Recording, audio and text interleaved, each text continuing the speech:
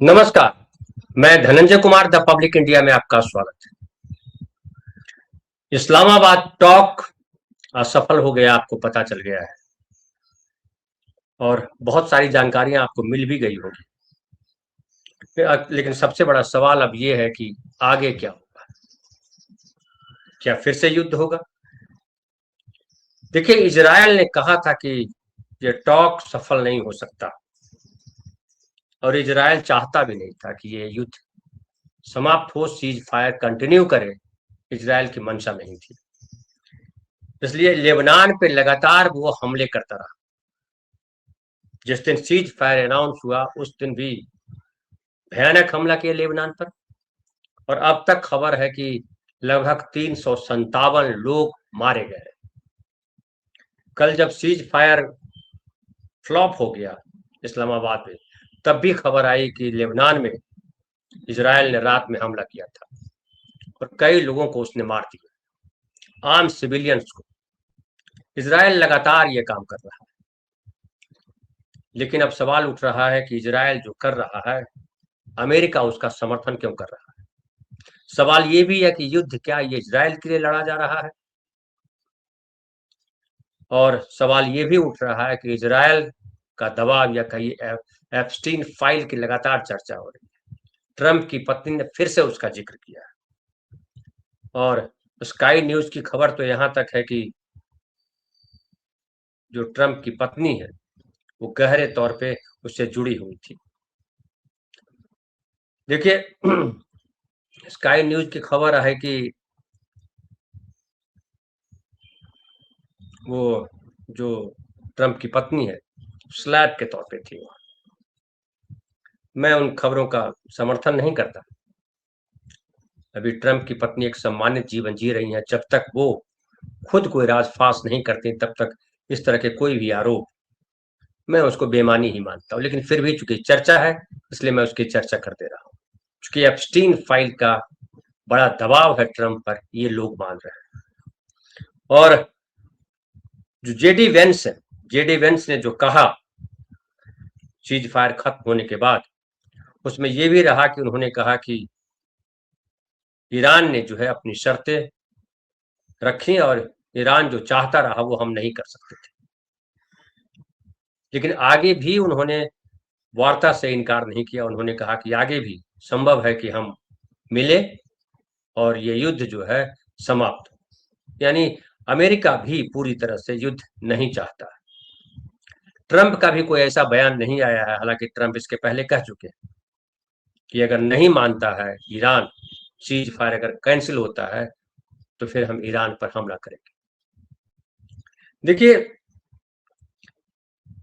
America शुरू से ये कहता रहा है कि ये जो यूरेनियम इनरिचमेंट है जो किया हुआ है वो लौटाए, और आगे ये वादा करे कि आगे कभी भी वो परमाणु बम नहीं बनाएगा, उस दिशा में आगे भी नहीं बढ़ेगा, और हॉर्मुज को बिना शर्त खोले। लेकिन ईरान का अब कहना है कि ये दबाव हम नहीं बर्दाश्त करेंगे, हॉर्मुज नहीं खुलेगा तब तक जब तक पूरी तरह से युद्ध रुक नहीं जाता। इसके अलावा लेबनान को लेकर के भी ईरान का कहना है कि जो हुआ हो रहा है इजराइल में, इजराइल जो कर रहा है उसे हम नहीं हटेंगे। हम जो है ये लेबनान में जो हत्या हो रही है या दूसरे गजा में जो हत्या हो रही है, हम उसको छोड़ नहीं सकते। और बाकायदा आप जानते हैं कि जब ईरान के का शिष्टमंडल जब आया, प्रतिनिधि मंडल जब आया पाकिस्तान बात करने के लिए, तो उनके साथ उन 168 बच्चियां जो मारी गई थी स्कूल में, उनकी तस्वीरें, उनका स्कूल बस्ता, उनके खून सने जूते, सब वो लेकर के आए थे और जहाज की सीटों पर वो रखे हुए थे।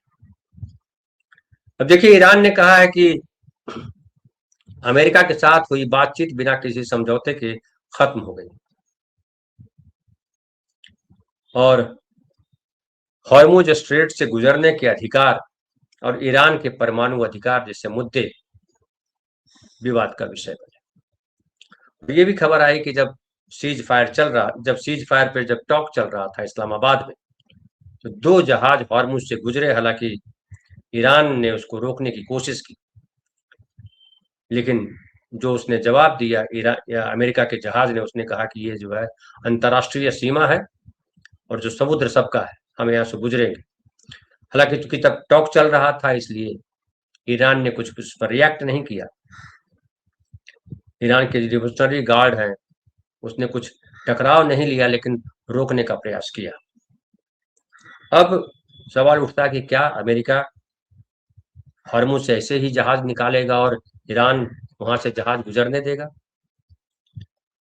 सवाल ये भी आ रहा है कि जो पूरी दुनिया में एक जो उम्मीद बनी थी, वो उम्मीद जो है टूटती नजर आ रही है। और ऑस्ट्रेलिया ने सबसे पहले कहा, ऑस्ट्रेलिया ने कहा कि वापस वार्तालाप होनी चाहिए और ये किसी भी कीमत पर आगे युद्ध को समर्थन नहीं दिया जाना चाहिए।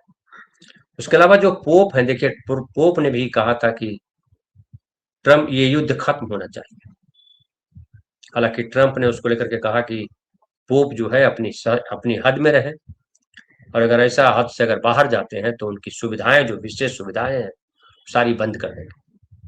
उसके बाद पोप ने भी रिएक्ट किया और कहा कि ट्रम्प सोचता है कि पूरी दुनिया उनके सामने घुटने टेके, खुद की ओर खुद की और पैसे की मूर्ति पूजा अब बहुत हो चुकी, शक्ति का प्रदर्शन अब बहुत हो चुका, युद्ध अब बहुत हो चुका।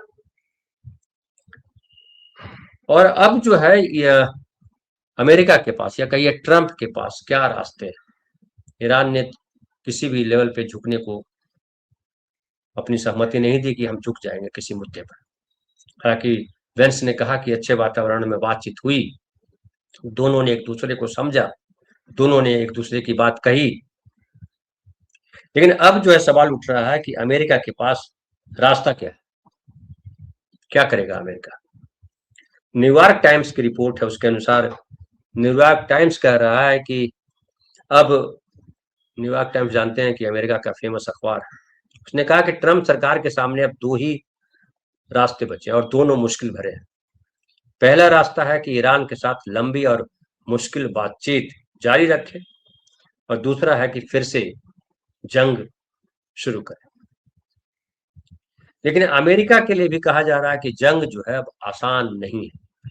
40 दिनों में अमेरिका ने समझ लिया है कि ईरान कमजोर नहीं है।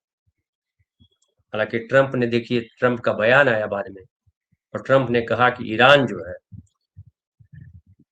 ईरान को चीन हथियार देकर मदद कर रहा है और चीन को तुरंत इसे बंद कर देना चाहिए, या फिर उसे भी अमेरिका के साथ युद्ध के लिए तैयार रहना चाहिए। यानी ट्रंप ने अब जो है चीन को भी चैलेंज कर दिया है और चीन को इस समर्थन के परिणामों का सामना करना पड़ेगा।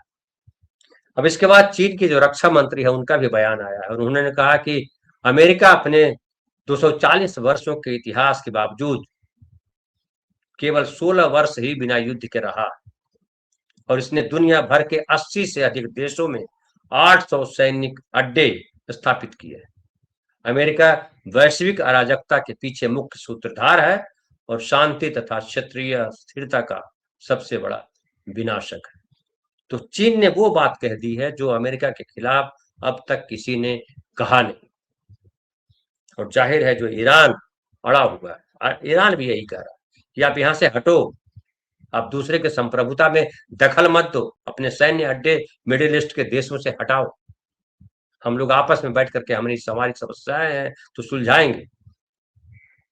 इसके अलावा नेटो के देश, तमाम यूरोपियन देश जो है लगभग अब अमेरिका के खिलाफ खड़े हैं, और इस युद्ध का, ट्रंप के इस वाचालता का या ट्रंप के अहंकार का सबसे बड़ा जो खामियाजा है वो अमेरिका को ये है कि उसके खिलाफ उसके दुश्मन देशों की संख्या बढ़ती जा रही है। और तुर्की ने तो बाकायदा कहा है कि अब अगर हमला हुआ ईरान पर तो हम भी युद्ध में कूद जाएंगे। वहां के जो राष्ट्रपति है तुर्की के, उन्होंने कहा कि पाकिस्तान शांति हासिल करने में असफल रहा, और अगर जंग दोबारा शुरू होती है तो इजरायल पर हमला करना हमारा फर्ज है। इसके अलावा ये भी खबर आ रही है कि ईरानी रिवॉल्यूशनरी गार्ड जो है, उसने घोषणा की है कि ईरान जल्द ही 4000 किलोमीटर की मारक क्षमता वाली एक मिसाइल का परीक्षण करेगा। मतलब अमेरिका तक पहुंचने की शक्ति तैयार कर रहा है ईरान। इसके अलावा देखिए, मैं एक वीडियो भी आपको दिखाता हूँ। आप वीडियो भी देखिए, छोटा सा है। उसमें वाशिंगटन में जो है विरोध हो रहा है ट्रंप का, और बाकायदा नहीं, जो ये वाला वीडियो अलग है।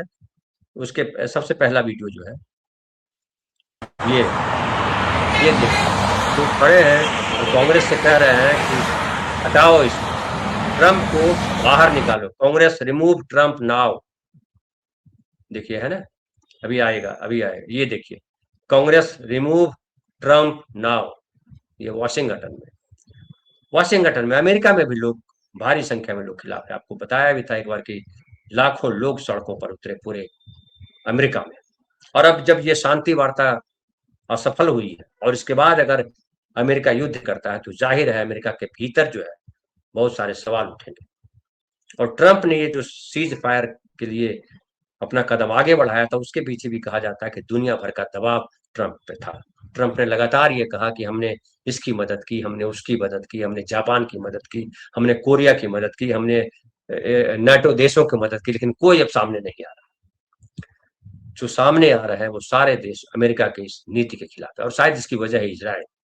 इजराइल जिस तरीके से पूरी दुनिया में, कई देश कह रहे हैं कि इजराइल की वजह से पूरी दुनिया जो है वो युद्ध की, या कहिए थर्ड वर्ल्ड वार की कगार पे आके खड़ा हो गया है। और अगर अमेरिका फिर से अगर करता है, और तुर्की भी आ जाता है, ईरान भी है, चीन भी है, रूस भी है, तो बड़ी बुरी स्थिति आ जाएगी। इस बीच ये भी खबर है कि स्पेन के जो प्रधानमंत्री हैं वो गए वहां, चीन जा रहे हैं, चीन गए हैं। और जाहिर है चीन जो है बड़ा एक्टिव रोल निभाने लगा है, और ये ट्रंप के लिए खतरनाक है, क्योंकि ट्रंप की जो, या कहिए कि जो अमेरिका की दादागिरी, अमेरिका की दादागिरी पे अब सवाल खड़ा हो गया है।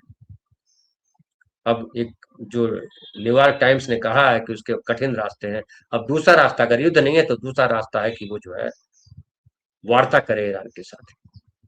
और ईरान के वार्ता करते समय अब जब वापस बातचीत की पटरी पे आएगा अमेरिका, तो ये एक्सपोज हो गया कि अमेरिका अब लड़ने की हालत में नहीं है। अमेरिका के भीतर से और दुनिया के दूसरे देश युद्ध के खिलाफ खड़े हैं, और अमेरिका को संकट आ जाएगा। इवन न जो मिडिल ईस्ट के देश है, वो भी अब युद्ध नहीं चाहते, क्योंकि उनका भी भारी नुकसान हुआ है हॉर्मुज बंद होने से। और जो उन देशों पर ईरान ने हमला किया है, अमेरिकी सैन्य ठिकानों को ही हटाने की क्यों नहीं किया। बहरीन से तो खबर आ रही कि बहरीन का जो पूरा अमेरिकी सैन्य ठिकाना है वो नष्ट नाबूद हो गया है, पूरा खत्म हो गया है। ऐसे कई देशों में ये हुआ है, लेकिन पश्चिमी मीडिया चूंकि प्रो अलग उसका नोट रहता है, इसलिए वो जो है बहुत सारी बातें जाहिर नहीं हो पाती। इवन इजराइल को लेकर के बहुत लोग खिलाफ हैं। और ये और जो वीडियो आपको दिखाते हो, जो तीसरा वीडियो दिखाइए, किस तरीके से इजराइल के खिलाफ, नेतन्याहू के खिलाफ जो है गुस्सा जताया जा रहा है।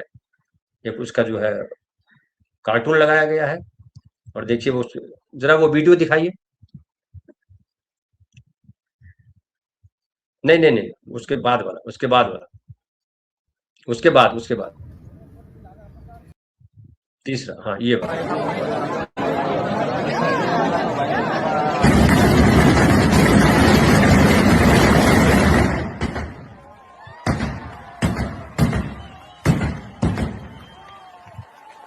तो ये जो है किस तरह से देखिए गुस्सा जाहिर कर रहे हैं लोग। और वो भी वीडियो दिखाइए, एक दूसरा वाला वीडियो दिखाइए जिसमें इस्लामाबाद टॉक वाला है। इसके बाद ये ये देखिए, ये हटाया जा रहा है। और इस पोस्टर में देखिए कहीं आपको किसी, न वहां के मुनीर का फोटो है, न जो है शहबाज शरीफ का फोटो है, किसी का फोटो नहीं लगा, सीधा लिखा हुआ इस्लामाबाद टॉक्स। अगर यही भारत में हो रहा होता तो कल्पना कीजिए, हर तरफ नरेंद्र मोदी होते। और अब लोग कह रहे हैं कि इस्लामाबाद टॉक्स असफल हो गया तो भारत के लिए बड़ा अवसर है। भारत जो है कहे कि हम समझौता कराते हैं, और ये समझौता भारत करा सकता है। नरेंद्र मोदी अगर इजराइल से बात करें और इजराइल को वार्ता के टेबल पे ले आते हैं, तो युद्ध समाप्त हो जाएगा, विश्वगुरु बन जाएगा भारत। लेकिन सवाल उठता है, क्या इजराइल के जो प्रधानमंत्री नेतन्याहू वो मोदी की बात सुनने को तैयार है? क्या मोदी की बात सुनेंगे? और ये भी सवाल है कि क्या मोदी नहीं चाहते हैं कि युद्ध रुके? जाहिर है मोदी चाहते हैं युद्ध रुके, क्योंकि युद्ध के बाद भारत को कई सारी परेशानियां आनी है, महंगाई बढ़नी है, तेल और गैस का संकट है, जो खाद का संकट है। भले कहे कि वो संकट नहीं है, लेकिन संकट है। और महंगाई जो है भयंकर बढ़ने वाली, जब अमेरिका से आएगा या कोई और अंगोला से आएगा तेल और गैस, तो जाहिर है उसको महंगा होगा। सरकार जो है उसमें छूट दे सकती है, लेकिन भारत सरकार के जो खजाना है उस पर भारी असर पड़ेगा उसका। तो क्या नरेंद्र मोदी इजरायल को पटाने में कामयाब होंगे? ये भी सवाल उठ रहा है। लेकिन असली सवाल जो है वो ये है कि क्षमा करेंगे, क्या ईरान जो है, ईरान को अब दबाव डाल करके ट्रंप मजबूर कर सकते हैं? क्योंकि ईरान जो है अब ये कह रहा है, जो हमने बताया कि 4000 किलोमीटर की मारक क्षमता वाली मिसाइल के परीक्षण करने की बात कर रहा है। अब ईरान इस बात पे भी अड़ जाएगा कि हम जो है न्यूक्लियर इनरिचमेंट करेंगे, यूरेनियम इनरिचमेंट करेंगे, और हॉर्मुज पे भी जो है हम टोल वसूलेंगे। ये दो उसके हाथ। इसके अलावा तीसरा है कि जो उसके पैसे जो फ्रीज कर दिए गए हैं कतर या दूसरे देशों में, उसे रिलीज किया जाए। तो ये सारे अगर शर्तें जब तक नहीं मानता है अमेरिका, ईरान झुकेगा नहीं। और इसका एक नैतिक आधार भी, अमेरिका किस आधार पे अड़ा हुआ है कि ईरान न्यूक्लियर बम नहीं बनाएगा? खुद अमेरिका निरस्त्रीकरण में पहले आए, अमेरिका अपने परमाणु हथियार हटाए। अमेरिका के अलावा जो जो देश है जिनके पास परमाणु हथियार है, आपस में बैठ के पहले तय करें कि हम परमाणु हथियार कोई नहीं रखेगा अपने पास, तब आप ईरान पे दबाव बना सकते हैं। लेकिन आप हथियार रखोगे, आप हथियारों का सौदा करोगे, आपके जो बिजनेसमैन है वो दुनिया भर में हथियार बेचेंगे, लेकिन दूसरा अपनी सुरक्षा के लिए भी हथियार न बनाए, ये तो सिर्फ जो है डिक्टेटरशिप, तानाशाही है कि हम जो चाहे करेंगे, बाकी तुम सब भी वही करोगे जो हम चाहते हैं। लेकिन ये कब तक? और ये जो कह रहे हैं चीनी रक्षा मंत्री, ये बड़ा महत्वपूर्ण है कि दुनिया में जहां भी अराजकता है उसके पीछे अमेरिका खड़ा है, और ये शांति और क्षेत्रीय स्थिरता के लिए सबसे बड़ा विनाशक देश है। ये बयान अमेरिका को चूहेगा। तो अब जब ट्रंप कह रहे हैं कि वो ईरान से भी लड़ लेंगे और ईरान को दुष्परिणाम झेलना पड़ेगा, तो क्या दुष्परिणाम होगा? मुझे लग रहा है अमेरिका की अभी इतनी ताकत नहीं है कि वो युद्ध लड़ पाए। अब तक जो युद्ध हुआ है 40 दिन में, इसमें अमेरिका पर सीधे तौर पे कोई हमला नहीं हुआ, अमेरिका के नागरिकों पर कोई हमला नहीं हुआ, लेकिन जिस तरह से पूरे दुनिया में इजरायली नागरिकों का विरोध हो रहा है, इजराइल का विरोध हो रहा है, वो जो है बता रहा है कि जनमानस जो है, दुनिया का जनमानस जो है वो खिलाफ खड़ा हो रहा है। देखिए, खबर है कि ग्रीस के सिरोस द्वीप पर इजरायली पर्यटकों का एक क्रूज जहाज आ रहा था, लेकिन वहां लोग जमा हो गए और फिलिस्तीनी झंडा लहराया और उनको कहा कि गो बैक, इजरायलियों को कहा वापस जाओ, और नहीं उतरने दिया। ईरान इसके पहले कह चुका है कि दुनिया में कहीं भी अमेरिकन और इजरायली सुरक्षित नहीं रहेंगे। तो अब जो मामला है, मुझे लग रहा है कि ईरान ने दुनिया का एक, जो कहते हैं सहानुभूति या दुनिया का समर्थन हासिल कर लिया, और दुनिया के कई सारे देश अब जो है अमेरिका के खिलाफ या कहिए इजराइल के खिलाफ लामबंद हो रहे हैं। और जाहिर है इसका, जब अमेरिका में इसका भारी विरोध होगा और ट्रंप को इसका खमियाजा भुगतना पड़ सकता है, और इससे बचने के लिए ट्रंप जो है कोई बड़ा युद्ध प्लान कर सकते हैं, लेकिन वो आसान नहीं है, क्योंकि नॉर्थ कोरिया ने भी ये अनाउंस किया है कि अगर परमाणु हमला करता है ईरान पे अमेरिका, तो हम भी युद्ध में कूदेंगे। तो देखिए अभी क्या होना है, थर्ड वर्ल्ड वॉर होगा या नहीं होगा, ये सवाल है। लेकिन पूरी दुनिया के आम नागरिक युद्ध नहीं चाहते, वहां के सत्ता पे बैठे लोग भले युद्ध में देश को झोंकना चाहते हैं, वो चाहे इजरायल हो, चाहे अमेरिका हो, चाहे कोई और देश, लेकिन नागरिक कहीं भी युद्ध नहीं चाहते। वो अपने बच्चों की मौत नहीं चाहते। और ईरान में बताया जाता कि 1000 से ज्यादा बच्चे जो है मारे गए इस युद्ध में। हालांकि फिर भी ईरान लड़ने के लिए खड़ा है, हार नहीं मान रहा है। तो उसका स्वाभिमान है या ये है कि अगर हार जाएंगे तो हम सब मारे जाएंगे। तो ये अमेरिका के लिए एक तरह से चुनौती भी है और चेतावनी भी है। फिलहाल इतना ही। बहुत बहुत धन्यवाद।